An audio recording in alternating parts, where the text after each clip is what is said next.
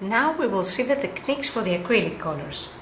We will use red and green, a complementary color pair. These are here ready, and I have some white as well because we were going to need that one too. First we will see the techniques that we can apply by using a brush. Now we can use the brush for the watercolors or the brush for the acrylics, which is a harder one. But now we'll start with this one, the soft, round, pointy one, because we can do some techniques just with this one. The first one we're going to see is the simple, but it takes some training, fade out. I'm starting with a dark color, and as I move on, I'm adding just small pinches of white and more white and more white. There's another way. We can start with white and go to the darkest one, but then again it's the same, because in the end what we must do is washing my brush now, and just with water I'm starting from here, the lightest part. I'm going into white, the lightest part, and I'm moving back and forth, back and forth.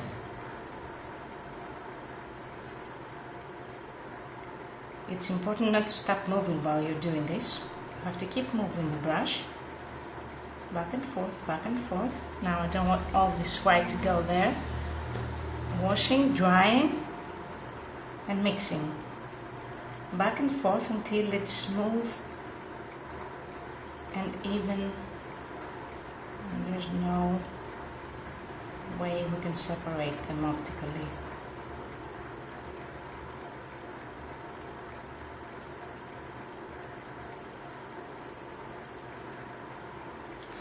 And then I go back again, and I will have to do this as many times as it takes for me to create a smooth and even degrading surface. This is it. It needs to be done fast before it dries, of course. That's the first one. Here we can see an example of this. But in this case, I also used black here, white here, and some carmina, this red is called carmina, in the middle, to create this. Wonderful. Now the next one. The next one is similar to the technique we did with the pencil, the hatching. Now for that, we need again this brush, the round, pointy and smooth, and what we're doing is cover a surface by doing the exact same movement.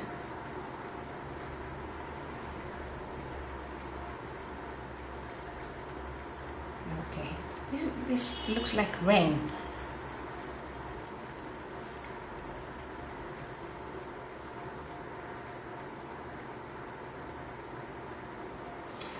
Now, what will make this complete is taking some white, mixing it with green, and making some other greens to fill the gaps with. So this creates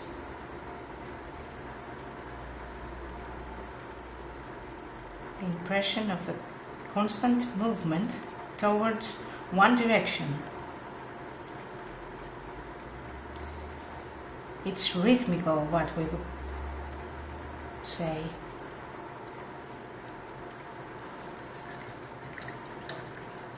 And that is hatching. Again, this is the result we can get. This is a combination of red and green together. To the next one. The next one would be cross-hatching. Cross-hatching, as we've seen with the pencil,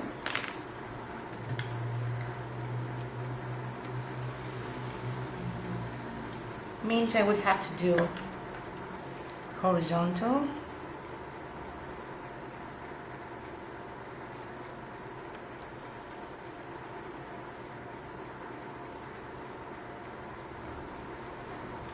and vertical lines.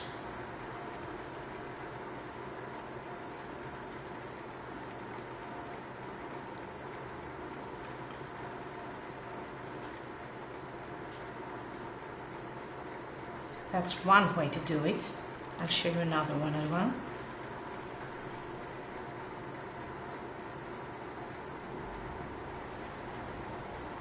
Making a smaller movement like this. I'm making small moves like a cross, moving like this, but it has to change from darker to lighter constantly. Filling the gaps.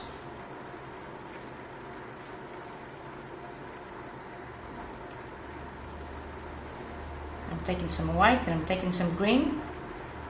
You can mix them together at the same time, the red and the green, but you can use them both in layers. If you apply a layer of the one first, then you can follow up with another one.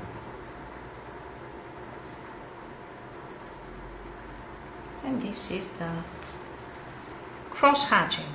The cross-hatching can be done both horizontally and vertically, and also it can be done diagonally in this manner.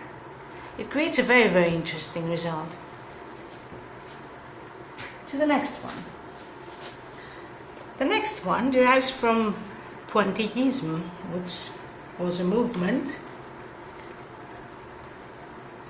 in art, and artists were painting using small dots put together to give the impression of a complete color.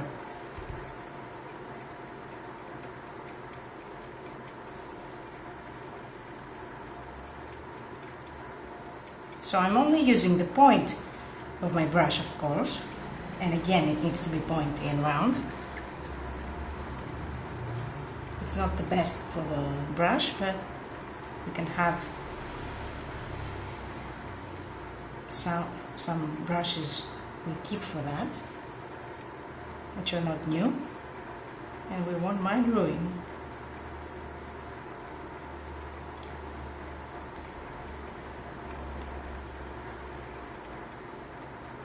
So this is the way to fill a surface with this technique of dots. And again, you can mix them, but after the first color dries, you apply the second one. This has more than two actually. Now this one is not done with the brush. This one can be done with a sponge. I'm going to wet the sponge a bit,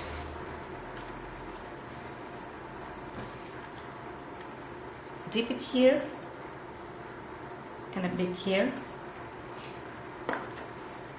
and try and see what they can do together. There has to be, again, the play between light and dark. I always mix the white with the darker color. Oops, take some red as well. This is an amazing effect for large surfaces, large art pieces. Wonderful. It creates a wonderful texture.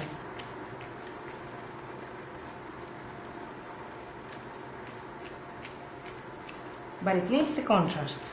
You need to remember to create the contrast in that. Otherwise it will be just a flat color, a medium one, like this. Putting this aside, let's go to the next one. The next one can be similar to the sponge technique, is this one. This can be made by printing. I will need an A4 paper now. I'm wrapping it up. I'm erasing the paper. I'm going to use this as a stamp.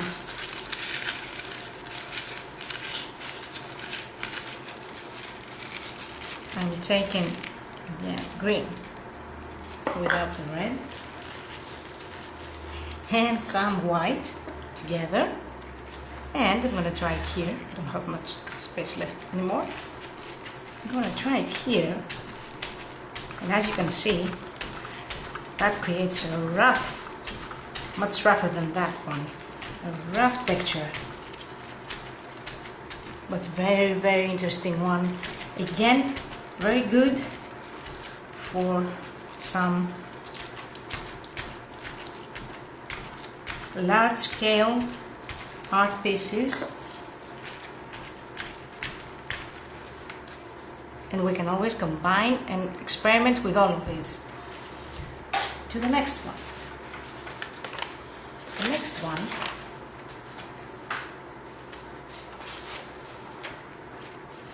is what we can do with the spatula.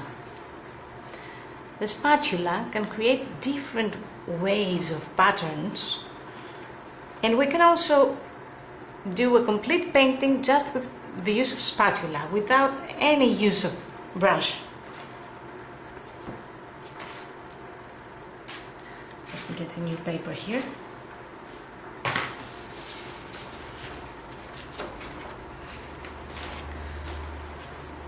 The spatula isn't a difficult tool to use, but you need to remember that what you're using in the spatula is this side mostly. So you can spread the color on the surface, but again you need the contrast, so I'm going back, adding some white.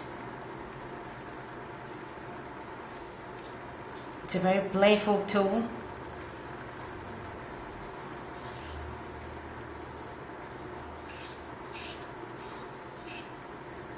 And there are many kinds of spatulas too that you can experiment with. They all create different effects. There are pointy ones, round ones. They're all very, very useful. And we can do lots of things with that to create textures in a smaller scale or a bigger scale. Sometimes painting can be great in large scale with spatula. Now, the next two are the most playful ones. And we're going to finish with these. The first, I have to take a ready painted surface, and I'm going to use some color on this. Let's move to the lighter area. It's better this way.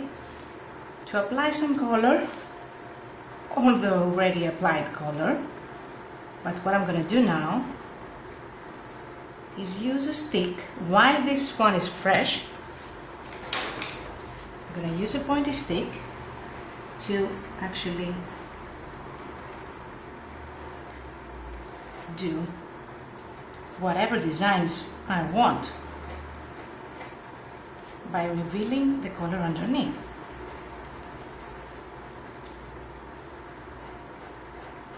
This is an amazing technique.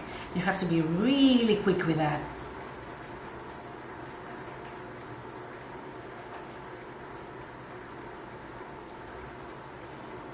Let me show you a finished one. This is what we can do.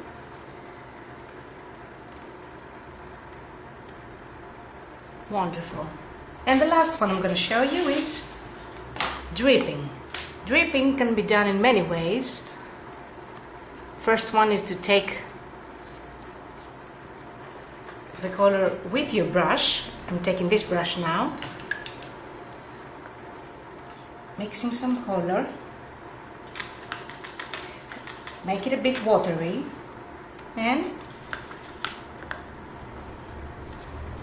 apply it like this. This is the action painting Jackson Pollock did. And another one is taking an old toothbrush, whiten it a bit,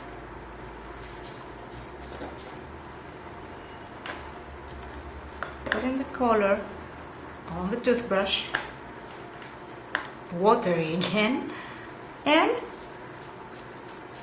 apply it as a second color on the first that you have already applied.